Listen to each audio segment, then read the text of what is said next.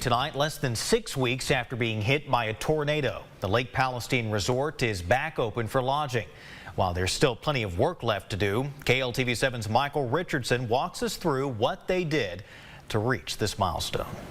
With every July 4th comes delicious food, awe-inspiring fireworks, and long-awaited relaxation by the water. After over a month of cleanup, the Lake Palestine Resort hopes to deliver all three. The resort's cleaned up and there's very little residual damage that you can see here. Visitors can now reserve lodges that were under repair following May's tornado. More rooms are set to open by July 5th. Having a handful open is a milestone as well, so we're making slow but steady progress. Resort owner Michael Wolf says his staff were able to fix minor issues with some of the cabins, from painting to nail placement. But he's waiting on insurance before the repairs can be fully completed on others.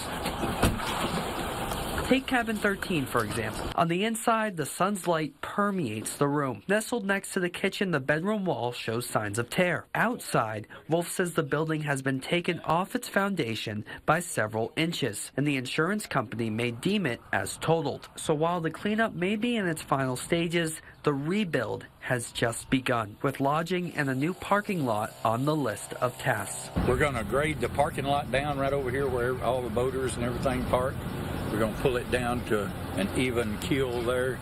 Basically, we're in all the rebuild stage right now. Michael Richardson, KLTV7 News. And resort staff will be attending a fundraiser for the Tornado Relief Fund of Coffee City. That starts at 3 o'clock at Bella Vista on the 4th of July.